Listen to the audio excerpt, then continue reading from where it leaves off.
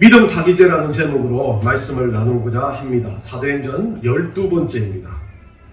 마술을 하면서 관객들을 속이는 것 중요한 것입니다. 그런데 마술이 아니고 어떤 사람들을 의도적으로 속이는 것, 알면서도 속고 또 속이려고 하는 사람들이 있기 때문에 속이는 것. 마술을 할 때는 기분이 나쁘지 않습니다. 와 대단하다 하지만 우리가 피해를 당하거나 금전적이거나 물질적이거나 어떤 심리적인 피해를 당했을 때 그때는 우리가 많이 힘들어집니다. 그런 사람들을 보고 사기꾼이라고들 합니다.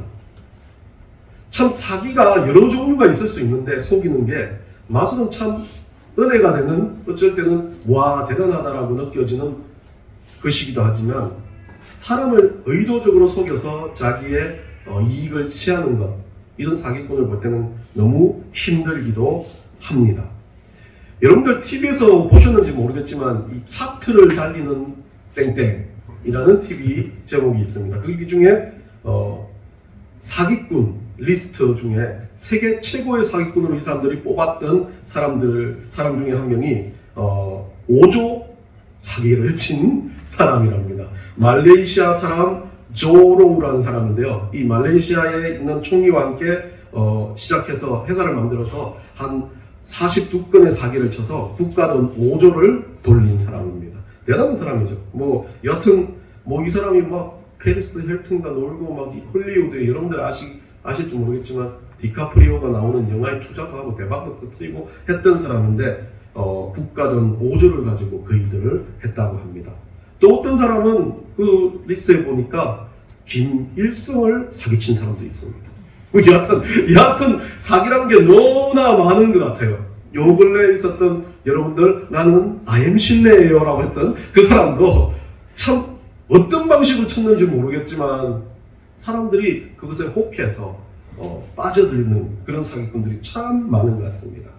대한민국 형법 347조에 사람을 기망하여 재물을 교부를 받거나 재산상의 이익을 취득함으로써 성립하는 범죄를 사기죄라고 합니다. 10년 이하의 징역 또는 2천만 원 이하의 벌금에 처한다라고 합니다. 여하튼 사기를 친다는 것 자체는 누군가의 피해를 입히는 것, 금전적인 거나 육체적인 피해를 입히는 것을 사기라고 말합니다.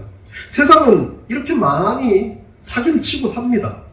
어떤 것인지는 모르겠지만 그러나 우리 그리스도인들은 사기를 치고 있습니까?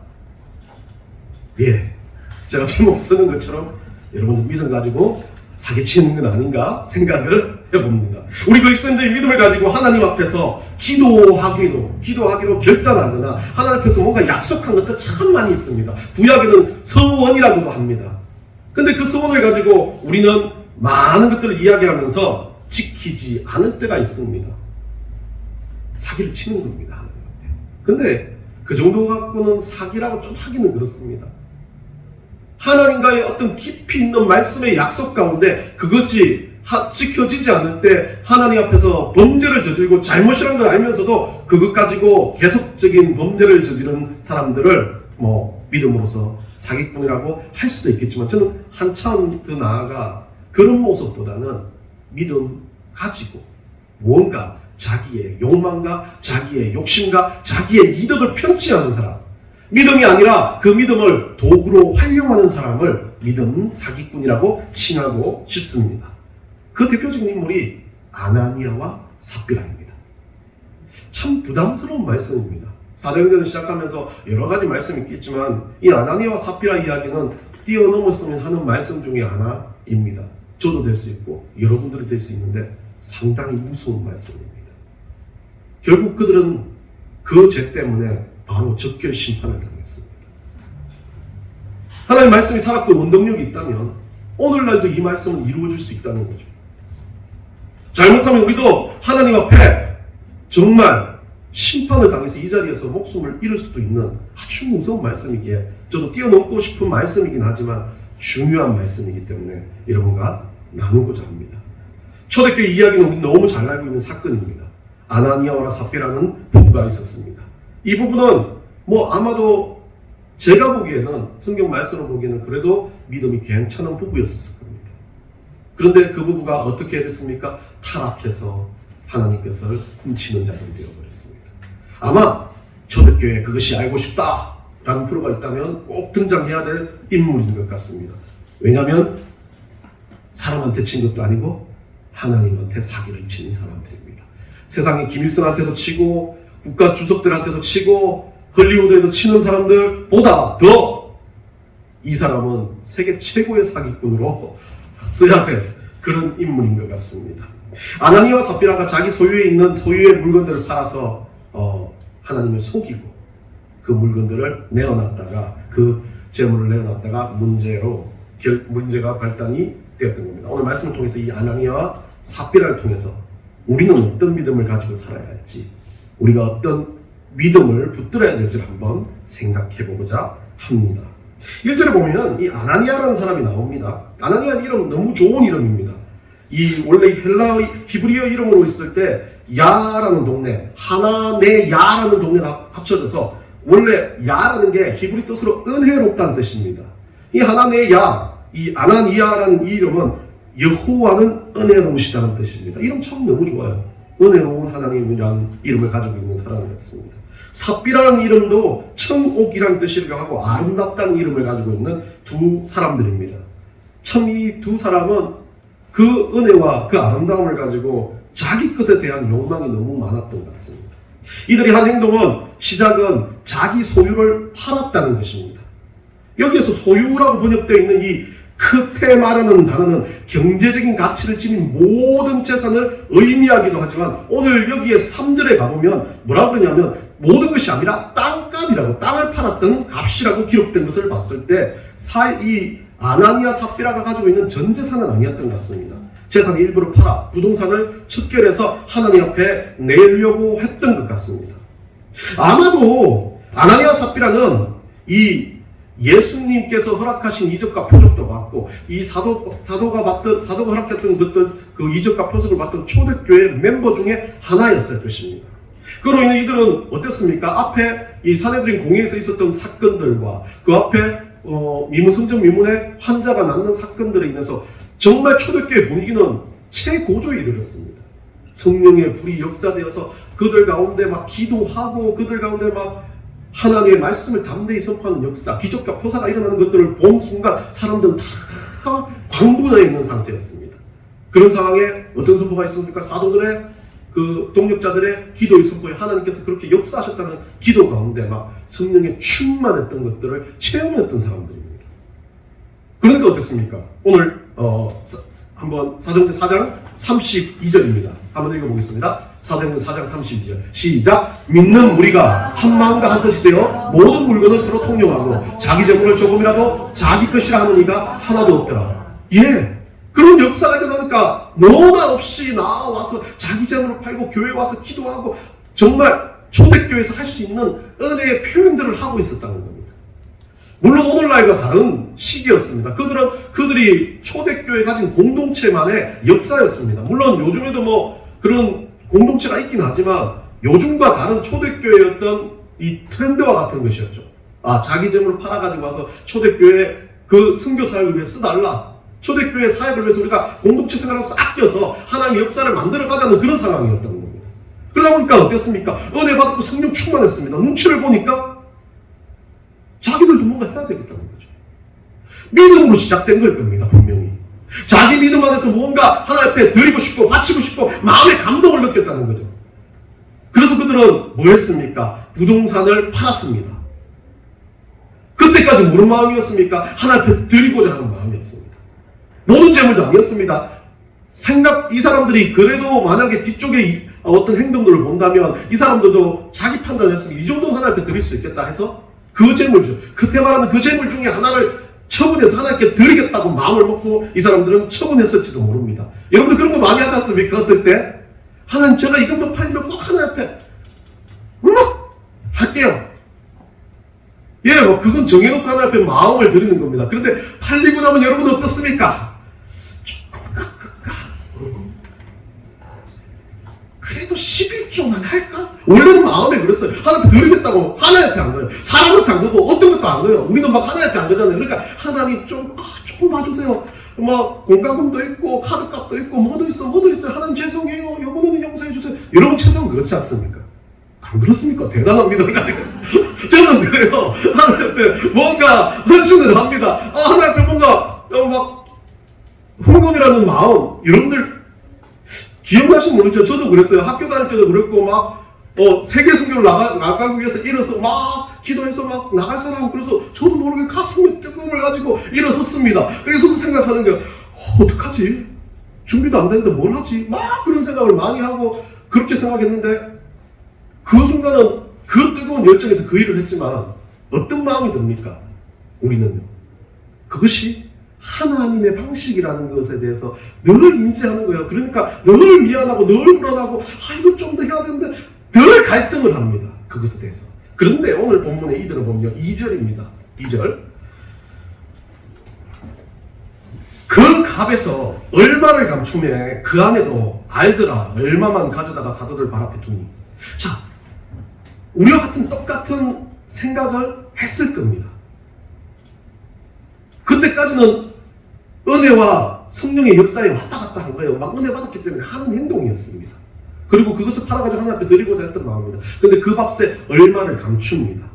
근데 여기에 어떤 수식어도 없이 그냥 아무런 반응 없이 이 행동을 하는 겁니다. 이들 달라진 겁니다. 그리고 뭐였습니까? 그 아내, 이 구절에 안 넣어도 되는데 그 아내가 어땠어요? 알았습니다. 자, 남편이 그랬던 걸 그 아내가 알았습니다. 둘이 다 성령을 받았습니다. 한 명이 성령을 받았고 그렇게 했다면 모르겠지만 나 혼자 결정해서 막 숨겼지만 모르겠지만 옆에서 알고 있는 사람이 있었습니다. 은혜를 같이 받았습니다. 근데 그 은혜 행동을 같이 서원을 했습니다. 근데 이 사람은 어땠습니까? 똑같이 묵인합니다. 똑같은 마음으로. 이 말씀을 기록한 이유는 그겁니다. 저는 고민했습니다. 하나님, 얼마나 우리가 갈등합니까? 기도 그렇게 뜨거울 때 열심히 합니다. 하나님, 내가 막 목숨을 바칠 것처럼 합니다. 그런데 중요한 건 그렇게 100% 하는 사람들이 많이 없습니다. 저도 그렇습니다. 목사로서 헌신하고 뭔가를 하기 위해서 하나님 최선을 다하기 위해서 막 내 모든 뼈와 살을 갈아넣고 싶은 마음을 가지고 막 기도할 때 은혜 받으면 막 세상을 뒤집을 것 같은 그 막 은혜가 있기 때문에 그렇게 고백합니다. 근데 일주일이 지나고 2주일이 지나고 새벽기도 하다가 성도들이 안 나오면 하나님 나 이거 해야 돼요. 막 그거 하고 있지 않습니까? 또 울고 있어요. 하나님 나한테 왜 이래요? 막 울고 있어요. 인생은 그런데 하나님 이거 너무하지 않습니까? 나도 그러면 사기꾼입니까? 라는 의문이 생기는 겁니다. 너무 힘듭니다. 이 본문을 보면서. 여러분 안 그렇습니까? 양심의 가책이 안 느끼셔지고 이 본문을 보면서 뭔가 찡찡하고 캥기는 게 없습니까? 죄송합니다. 이 소리를 하면 안 되는 거예요. 근데 그런 마음이 있는 여러분들은 어떻습니까? 그러니까 저만 보면 목사님 죄송합니다. 여러분들 너무 대단한 분들이에요. 왜? 찡찡하니까 예배에 대해서, 기도에 대해서, 뭐에 대해서 정말 하나님 앞에 서운하고 열심히 하겠다는 것을 조금씩 놓치고 살았기 때문에 그렇습니다. 예, 그런 말을 하는 이유는. 근데 어땠습니까? 이들은 아무 감정이 없습니다. 이들의 방법은 뭐겠습니까? 남들이 하니까 나도 보여준다는 식이었습니다. 믿음을 가지고 사기를 치고 있습니다. 믿음을 위해서 들어와가지고 믿음 있는 것처럼 사기를 치고 있는 겁니다. 남들이 다 하니까 나도 믿음 있는 것처럼 좀 해야지 라고 보여주는 겁니다. 어떻습니까? 부동산을 팔았습니다. 수십억의 재산, 돈이 생겼습니다. 이 사람은 원래 그것보다 수백억의 재산 가겠죠. 그러면 그 수십억의 돈을 어떻게 합니까? 바치는 것처럼 하지만 그걸 알고 있는 몇 되지 않는 사람들은 그것을 알 수도 있습니다. 근데 그것을 알고 못 알고의 문제가 아니라 스스로의 마음입니다. 그것에서 갈등하고 있는 마음입니다. 주저하고 있는 마음입니다. 하나님, 난 상황이 이래가지고 조금 드러내고 조금 드러내고 어느 순간 보면 너무 죄송해요. 하나님 이렇게 나와야 되는데 이들은 안 그렇습니다. 연기하고 있고 이들은 그 믿음을 가지고 남들 앞에 자기의 것만 높다는 것을 보여주고 싶어하는 바리새인과 같은 사람이 되어버린 거죠. 2절에서요 뭐라고 되어 있냐면 그들의 행동은 그 값에 얼마를 감추었다. 감추매라고 번역된 이 단어는 에노스피사토. 원형은요 노스피조라는 단어인데 이 노스피조는요 횡령한 거예요. 가로챈 겁니다. 우리가 하나님 돈을 횡령했다라고 하는 건 하나님 것을 그대로 우리가 우리의 것인 양 생각하고 나의 욕구에 의해서 쓰여지는데 그 욕구가 우리는 청지기의 사명을 받았어야 우리가 써야 되는 게 당연합니다. 벌어서 쓰고 돈을 쓰고 이 헌금에 대한 문제지만 모든 삶의 시간들도 우리가 쓰는 건 당연한 겁니다. 그런데 그것을 뭐 하는 거예요? 우리가 쓰고 있는 걸 하나님 거라고 알면서도 이것에 대해서 하나님 거에 대한 인정이 사라진 순간부터 이건 하나님이 이 모든 재물은 하나님 것이요 나의 생명도 하나님 것이라는 것이 사라지는 순간부터 이건 모두 다 내게 되는 겁니다. 그 순간이 횡령하는 순간이죠. 아나니아 삽비라는 그 감정이 들어갔기 때문에 죄의식이 없는 겁니다. 좀 빼내도 죄의식이 없고 기도하지 않아도 죄의식이 없고 예배에 빠져도 죄의식이 없고 말씀을 읽지 않아도 죄의식이 없는 겁니다. 그게 오늘날 교인 중에 얼마나 많이 있습니까? 교회 예배 구경하러 온 사람들이 얼마나 많이 있습니까? 사업적인 이득을 취하기 위해서 누군가에게 장사 좀 하려고 오는 사람들 얼마나 있습니까? 의도 가운데 믿음이 없는 모든 상태, 그것에 대해서 반성이 없고 회개가 없는 모든 상태는 믿음으로 사기치는 것 똑같다라고 이야기하는 겁니다. 너무 강력합니까? 아닙니다. 성경에서는 그렇게 말하고 있습니다. 우리가 빠져나갈 구멍을 주는 것이 아니라 우리에게 믿음을 정금하라고 이야기하는 겁니다. 그러면서 이 믿음 사기죄라는 것은 은혜로운 행동 같고 믿음의 결단 같은 모습은 보이지만 그 모습이 누군가에게 보여주기 위한 쇼가 된다는 겁니다. 그렇기 때문에 자기 스스로를 높이기 위한 쇼가 되는 겁니다. 그것은 사기입니다. 하나님 앞에서 믿음으로 사기치는 겁니다. 우리는 절대 그러지 않지 않습니까? 내가 믿음 좋다고 보여줄 이유가 없습니다. 바리새인처럼 할 이유가 없습니다. 그런데 뭐 하는 겁니까? 그렇게 해서 뭐 하기 위해서 자기 이익을 취하기 위한 사람의 욕망입니다. 사단이 그걸 이용하는 거예요. 사단은 얼마나 전략적입니까? 우리의 가장 인간의 마음 중에 가장 상위에 있는 마음, 욕구, 욕망, 욕심, 사단이 이걸 이용할 줄 아는 겁니다. 그것도 뭡니까? 세상의 욕망을 부추기는 겁니다. 헌금을 하고 안 하고는 개인적인 문제입니다. 많이 하고 안 하고는 그것도 개인적인 믿음의 문제입니다. 그 믿음이 많으면 많이 할 수도 있고 믿음 적으면 적게 할 수도 있고 아니면 믿음을 떠나서 그 사람이 하는 그 헌금을 가지고 믿음을 판별할 수도 없습니다. 물론 돈과 하나님을 함께 섬길 수 없다 해가지고 그 말씀에서 우리가 돈과 하나님을 망한다 그런 말도 있지만 돈의 문제를 떠나 믿음을 가지고 그것들을 한다면 그거의 양에 대한 문제는 없습니다. 그런데 중요한 건 이들은 믿음이 없는 상태라는 겁니다. 믿음을 저버리고 하는 겁니다. 자기의 끝만을 생각하고 하는 겁니다. 이 노스피저는요, 횡령하는 범죄이고 믿음으로 사기를 치는 건데 횡령을 하되 어떤 것에 대해서 그 횡령의 목적이 뭔가 남들을 잘 되고 뭔가를 잘 되게 하는 것이 아니라 순전하게 자기만 잘 되는 거죠. 남의 것을 남을 깔아뭉개고 자기만 높이는 겁니다. 누가복음 12장 16절부터 21절 우리 한번 읽어보겠습니다. 다 같이 읽습니다. 시작. 또 비유로 그들에게 말하여 이르시되 한 부자가 그 밭에 소출이 풍성하매 심중에 생각하여 이르되 내가 곡식 쌓아둘 곳이 없으니 어찌할까 하고 넘겨주세요. 또 이르되 내가 이렇게 하리라 내 곡간을 헐고 더 크게 짓고 내 모든 곡식과 물건을 거기 쌓아두리라. 또 내가 내 영혼에게 이르되 영혼아 여러 해 쓸 물건을 많이 쌓아두었으니 평안히 쉬고 먹고 마시고 즐거워하자 하리라 하되 하나님이 이르시되 어리석은 자여 오늘 밤에 내 영혼을 도로 찾으리니 그러면 내가 준비한 것이 누구의 것이 되겠느냐 하셨으니 자기를 위하여 재물을 쌓아두고 하나님께 대하여 부여하지 못한 자가 이와 같으니라. 예, 가장 중요한 말씀을 하고 있어요. 예수님 비유를 말씀하시면서 하신 말씀인데 가장 중요한 게 그 모든 것의 목적에 자기를 위하는 것이 들어간다면 문제가 되는 겁니다. 자기를 위하는 건 자기가 중심이 되는 거죠. 아나니아 삽비라도 마찬가지입니다. 이것이 하나님 앞에 어떻게 될까는 마음의 믿음의 갈등이 없는 겁니다. 자기를 위해서 하는 거니까 당연하다는 것처럼 그냥 믿음 없이 그 행동을 해버리는 겁니다. 우리가 소유하고 우리가 가진 것 하나님 관리하라고 주신 겁니다. 여러분들이 어떻게 관리하든 한 달란트를 받든 두 달란트를 받든 어떤 식으로 받든 하나님은 상관없습니다. 하나님은 각자의 능력, 각자의 필요에 따라 주십니다. 그런데 많이 벌 수 있는 사람도 있고 적게 벌 수 있는 사람도 있고 세상에 잘 나갈 수 있는 사람도 있어요. 달란트에 따라. 다 평등하지는 않습니다. 그런데 하나님 뭘 보십니까? 주신 달란트를 보시는 게 아니에요. 그것을 어떻게 지키고 어떻게 살아가냐는 거예요. 그게 믿음이라고 이야기하는 겁니다. 3절에서 이렇게 말합니다. 그들의 행동에 대한 결과가 나옵니다. 그들의 행동은 베드로가 그들의 행동에 대해서 정확하게 찝어서 뭐라고 말합니까? 아나니야 어찌하여 사탄이 내 마음에 가득하여 라고 말합니다. 여기서 사탄에 의해서 움직였다라는 게 아니라 사탄의 유혹을 받아서 사탄에 빠졌다 그런 종류의 말이라기보다는 이 아나니아가 사단의 마음을 품은 거예요. 하나님 없는 마음을 품었다는 거예요. 믿음이 아닌 행동을 했다는 겁니다. 결국 이는 어땠습니까? 믿음을 가진 사람이었어요. 은혜를 받은 사람이었어요. 눈으로 목도한 사람입니다. 그런데 이들은 어땠어요? 사단에 빠져가지고 자기 욕망과 자기 의지에 빠져버린 겁니다. 성령에 붙들리면 세상의 두려움이 사라집니다. 그런데요, 사단에 붙들리면 하나님에 대한 두려움이 사라집니다. 중요한 겁니다.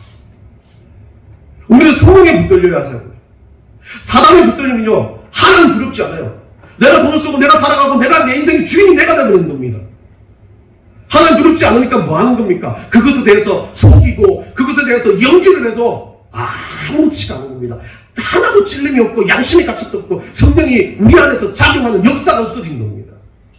사단에 붙들리니까 결국은 성령까지 속이는 일, 하나님께서 가장 싫어하시는 일, 성령을 속임으로 뭐 합니까? 믿음을 버렸다는 겁니다. 우리는 믿음을 버리지는 않았습니다. 위로의 말씀이 이거예요. 2절에서 보면 그 값을 얼마 갖출 때 이들은 어떤 것에 대해서 반응하거나 어떤 것에 대해서 막 갈등하는 마음이 있었다면 아마 그 앞쪽에 적었을 거예요. 그들이 번뇌하여라. 근데 그들이 없었다는 거죠. 근데 우리는 최소한 믿음을 가지고 이런 문제 앞에서 그래도 갈등하고 다시 한번 돌아서려고 노력하고 회개하고 눈물을 흘리고 돌아서는 사람들이 아닙니까? 우리는 믿음으로 사기를 치지 말아야 합니다. 그러기 위해서는요, 우리가 가지고 있는 우리 안에 성령께서 역사하시는 그 회개의 역사 가운데 늘 민감해야 되는 거예요. 이게 맞습니까, 주님? 주님, 이렇게 내가 사는 데 있어서 주님께서 이거 허락하신 건 맞습니까? 아니면 주님, 제가 이거 너무 욕심부린 거 아닙니까? 우리의 기도는 늘 그래요. 우리의 기도는 늘 주님 앞에 그런 살얼음판을 걷듯이 한 땀 한 땀 그 얼음판 위를 때려보는 심정으로 그래야 된다는 겁니다. 히브리서 11장 6절 한번 읽어봅시다. 시작. 믿음이 없이는 하나님을 기쁘시게 하지 못하니 하나님께 나아가는 자는 반드시 그가 계신 것과 또한 그가 자기를 찾는 자들에게 상 주시는 이심을 믿어야 할지니라. 그 가장 전제가 믿음이라는 겁니다. 믿음이 있어야만이 그 하나님을 기쁘시게 하는데 그 최소한의 믿음이 뭡니까? 이들처럼 쇼를 하면서도 모르는 게 아니라 하나님 앞에서 최소한의 믿음이에요. 하나님, 이거 맞습니까? 하나님, 제가 제대로 살고 있습니까? 눈물을 흘리고 기도하고 우리 삶에 대해서 신앙으로 점검하고 또 점검하며 말씀 앞에서 또다시 노력하는 것, 하나님 그 정도는 우리한테 보신다는 거예요. 그래서 위로가 됩니다, 이 말씀. 만약 이들이 그냥 죽고 혼이 떠나버리고 끝나버렸다면 막 그 앞에 아무 사적도 없고 의미가 없었던 말씀들이라면 오늘 두려워서 이 말씀은 저도 선포할 수가 없습니다. 저도 수백 번 수천 번 죽어야 됐습니다. 안 죽고 살아있는 이유는 그래도 그나마 그 순간 주님 앞에 기도하면서 무릎 꿇고 다시 한번 주님 앞에 용서를 구하고 다시 한번 주님 앞에 잘 살려고 최소한의 노력들을 하려는 의지가 있었고 그 믿음의 표현이 있었다는 겁니다. 5절 6절에 가서는요, 뭐라고 되어 있습니까? 이 아나니아 사피라는 믿음의 사기죄로 죽음의 결과를 맞이합니다. 혼이 떠나 싸늘해졌다고 하는 건 에쿠시코라는 이 단어를 쓰고 있는데요. 이 단어는 누가만의 표현입니다. 누가 보면서 누가가 3번만 딱 사용하는데 이 에쿠시코라는 단어는 죽었다, 혼이 떠났다는 이야기. 그러니까 다른 그 생명이라는 것이 아니라 인간에서만 죽음을 이야기할 때 쓰지만 누가가 사용하는 건데 다른 어떤 그 사용의 죽음의 단어가 아닌 누가만의 오로지 사용인데 이 누가가 이 3번의 사용은 딱 하나님의 심판으로 죽은 그런 존재만 이것을 쓰고 있습니다. 결국 하나님의 형벌로서 죽은 존재라는 거죠. 이 동사는 아나니아의 죽음이 신앙 충격 이런 거 아니에요. 단순한 죽음이 아니라 우리 하나님께서 그것에 대해서 모든 이들에게 보여주기 위해서 믿음이란 이런 것에 대해서 알려주시기 위해서 보여주신 하나의 표적이라는 거죠. 그렇게 아나니아 죽음은 순식간에 끝나버렸고 이제 7, 8절에 가보면 삽비라가 나타납니다. 원래 지금 둘이 같이 같은 범죄를 저지르고 나서 삽비라는 갔다가 왔고 아나니아가 먼저 바치러 왔었는 모양입니다. 그리고 베드로가 7, 8절에서 묻습니다. 땅을 판 값이 이것뿐이냐? 예. 이 본문에서 보면 이 삽비라라는 여인이 그래도 저는 베드로가 가지고 있는 어떤 그 뉘앙스를 보면 이 삽비라한테 또 기회를 주는 것처럼 보여집니다.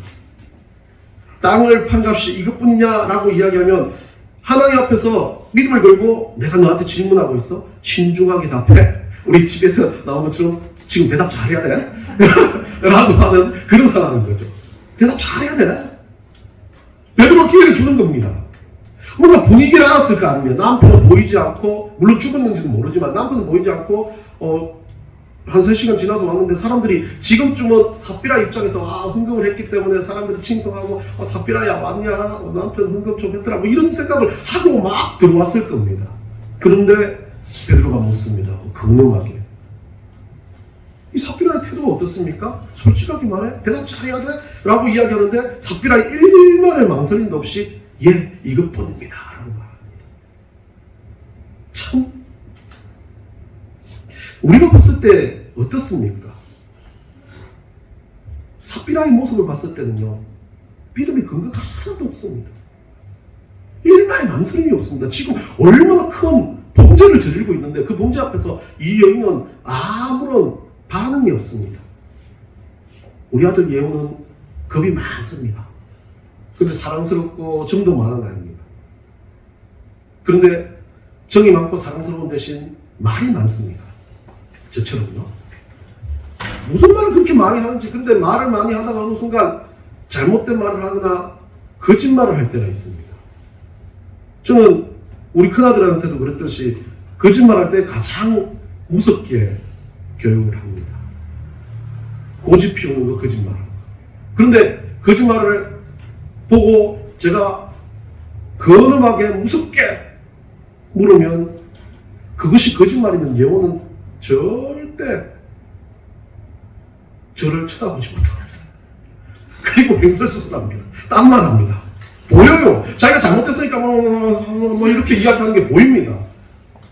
삽비라도 똑같습니다. 만약에 그 잘못이 자기 잘못이라고 인지되어 있는 거라면 믿음과 안에서 이것이 잘못이라고 생각해진다면 베드로가 물었을 당시 그게 아니고 남편 어디 갔지? 뭐 이렇게 나올 겁니다. 두리번거리거나 머뭇거린다는 말이 충분히 들어가야 될 때 이 삽비라는 그냥 단호하게 예 아닙니다라고 대답합니다. 예 이것뿐이라고 대답합니다. 당연하지라고 말합니다. 여러분 어떻습니까? 여러분이 하나님 앞에 살아갈 때 기도하면서요. 여러분 그런 분들입니까? 하나님께서 그렇게 여러분들은 하나님 나 기도 많이 하잖아. 나 말씀 잘했잖아. 나 신앙생활 잘하잖아. 나 믿음 좋잖아요. 당연한 거 아닙니까? 라고 여러분들 그렇게 말하고 사는 사람 있습니까? 있으시면 제 자리를 물려드리겠습니다.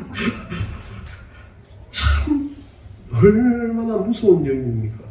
얼마나 깜빡하지 않고 결국 믿음이 없기 때문에 결국 이 여인한테는 그냥 믿음 가지고 사기꾼처럼 지금 행동하고 있는 겁니다. 고기도 속이지 않고 다음도 없습니다. 저는 잘 살았는데요. 저는 제대로 냈는데요. 저는 하나님 것 훔친 적 없는데요. 라고 이야기하고 있습니다. 얼마나 믿음이 없는 모습입니까? 믿음이 정말 없었던 바리새인들. 마태복음 23장 27절입니다. 다 같이 읽습니다. 시작. 화 있을진저 외식하는 서기관들과 바리새인들이여 회칠한 무덤 같으니 겉으로는 아름답게 보이나 그 안에는 죽은 사람의 뼈와 모든 더러운 것이 가득하도다. 우리 예수님이 바리새인들 보고 회칠한 무덤이라고 그랬습니다. 그런데 이들은 어떤 존재였습니까? 구약은 알고 하나님은 알지만 메시아 예수 그리스도를 모르는 사람들이었습니다. 그 얘들한테는 어땠습니까? 회칠한 무덤이 되고 그런 유대계 전통을 가지고 보여주는 건 어찌 보면 당연한 거였지만 예수님은 그것이 진짜 잘못된 자기 외양의 의식이라는 걸 이야기하면서 한 거지만 이것보다 더 무서운 존재는 누굽니까? 아나니아와 삽비라입니다. 믿음이 있었습니다. 믿음이 있는 것처럼 교회 안에 들어와서 하나님 앞에서 정말 뜨거운 양 살아가고 있습니다. 이들은 최소한 예수 그리스도는 믿지는 않습니다. 그런데 믿는 사람이 어떻습니까? 정말 우리 성령님을 기만하는 것처럼 행동하는 겁니다. 여러분 어떻습니까? 여러분 인생은 어떻습니까? 우리 가운데요 뭐라고 되어 있습니까? 이 말씀에 보면요 8절입니다. 베드로가 이르되 그 땅 판값이 이것뿐이야 내게 말하라 하니 이르되 예 이것뿐이라 말하라 할 때 아무런 망설임 없이 주저함 없이 주님 앞에 주님 저는 믿음 가지고 잘 살고 있습니다라고 대답하고 있습니까?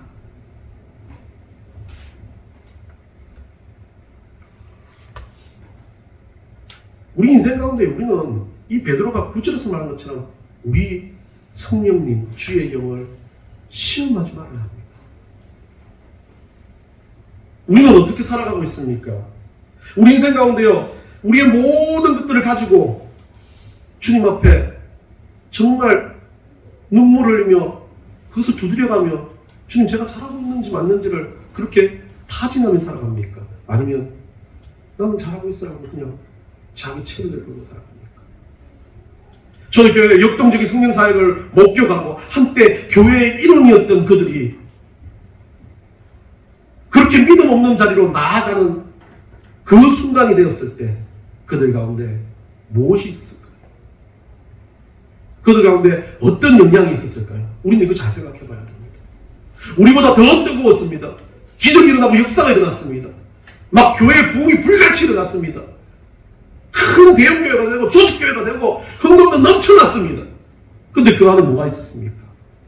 이런 아나니아와 삽비라 같은 정말 하나님이 우리 예수 그리스도가 울면서 한탄할 만한 일이 일어난 사건을 보면서 우리도 한번 우리 스스로를 다시 돌아봐야 합니다. 히브리서 6장 4절 6절 읽고 말씀을 마치겠습니다. 다 같이 읽습니다. 시작. 한번 빛을 받고 하늘의 은사를 맛보고 성령의 참여한 바 되고 하나님의 선한 말씀과 내세의 능력을 맛보고도 타락한 자들은 다시 새롭게 하여 회개할 수 없나니 이는 그들이 하나님의 아들을 다시 십자가에 못 박아 드러내놓고 욕되게 하니라. 히브리서 기자가 말합니다. 영원하지 않다. 타락할 수 있다. 긴장하고 두려워하고 성령의 역사 가운데 우리 하나님 앞에 두렵고 떨며 무릎 꿇고 기도하며 살아가기 바랍니다. 우리 한 주간 여러분들 이 아나니아 삽비라 사건을 통해서 여러분 삶을 한번 되돌아보기 원합니다.